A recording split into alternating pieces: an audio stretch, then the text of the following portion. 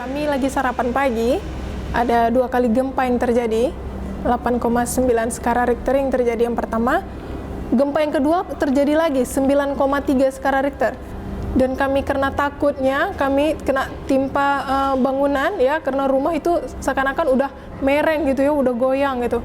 Nah, kami langsung keluar. Nah, tiba-tiba ada anak kecil dari lorong membilangkan air laut naik. Jadi, air laut naik, lari, karena kami udah gempa berhenti, kami mencoba ingin masuk. Air laut naik, lari, kami disuruhlah lari, gitu ya. Jadi saya bingung, air laut naik, kayak mana gitu ya. Setelah bengong-bengong saya melihat, ternyata karena orang udah berlari-larian, saya coba ingin melari juga, sama-sama kakak, ayo kak kita lari. Dan kakak saya juga ikut-ikutan pergi sama saya, pergi lari kami ke belakang, ke rumah tetangga kakak saya. Dan abang ipar saya membilangkan, jangan lari ke sana, larilah ke rumah Kak Bulan, rumah bertingkat di depan rumah kakak saya. Kami selamat lebih kurangnya 20 orang, dan ada juga umat Kristiani 2 orang, dan sosok Tengku, ya, ulama lah ya, tidak dikenal. Tengku tadi tidak kami kenal siapa orang itu. Nah, beliaulah yang membacakan doa tolak bala untuk keselamatan kami, dan kami juga tiada hentinya menyebut nama Allah, gitu ya. Tiba-tiba tak lama itu, barulah gelombangan dari kejauhan itu mau datang. Kami langsung merangkul, memegang-megang ke keluarga semuanya, menyebut la ilaha illallah, subhanallah. Tiba-tiba Tengku itu mengangkat tangannya, mengarahkan tangannya, dan tiba-tiba air laut itu naik di atas kepala kami tapi tidak merasakannya.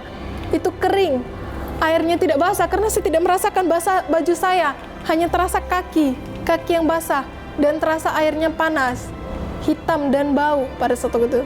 Nggak lama itu Tengku itu membilangkannya, jam 12 siang ya, Tengku itu bilang, ayolah kita turun semuanya, jangan di sini lagi, turun kita semuanya. Kami ikutilah Tengku tadi, dialah membawa jalan kami, berjalan kakilah kami dari lorong, tidak ada menggunakan sendal, dan kami sempat ya, kalau kita bilang mayat ya di bawah, kena banyak yang runtuhan juga ya, ada juga terkena kaki kami lecet-lecet ya. Dan kami berjalan terus sampai ke Masjid Raya Baitur Rahman. Kalau udah kiamat, pastinya tidak ada lagi semua bangunan ya. Tapi karena rumah Allah itu masih kokoh, ternyata ya Allah, ini bukan kiamat. Saya memikirkan orang tua yang di Medan, ternyata ini bukan kiamat ya Allah. Masuklah kami ke masjid dan kami bersujud syukurlah di situ, berterima kasih kepada Allah kalau kami itu udah dilindungin, udah selamat ya, diberi kehidupan kembali untuk merubah nasib lagi menjadi lebih baik daripada yang sebelumnya.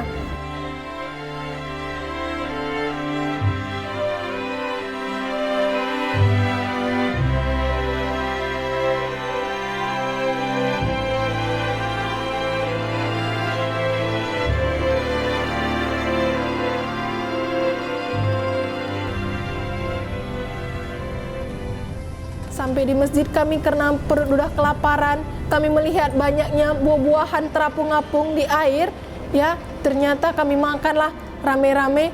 Kami minta izin sama Allah aja, ya Allah izinkanlah kami makan buah-buahan ini. Gak lama itu tiba-tiba di dalam masjid itu bilangkannya air laut naik, disuruh lagi kami lari lagi. Ayo kita lari lagi, kami sekeluarga lari lagi. Tiba-tiba kami nengok dari kejauhan itu adalah mobil tentara memanggil kami, menyuruh kami naik di atas mobil itu, dan kami langsung dibawa ternyata ke bukit, ke daerah Matai.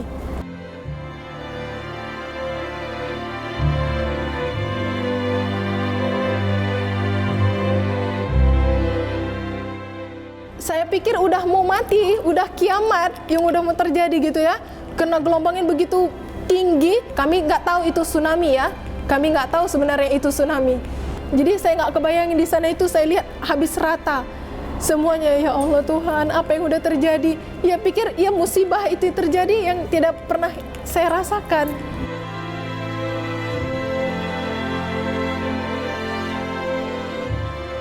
Kehilangan orang tuanya, ada yang kehilangan anak-anaknya, ya macam kayak ada yang stres gitu ya.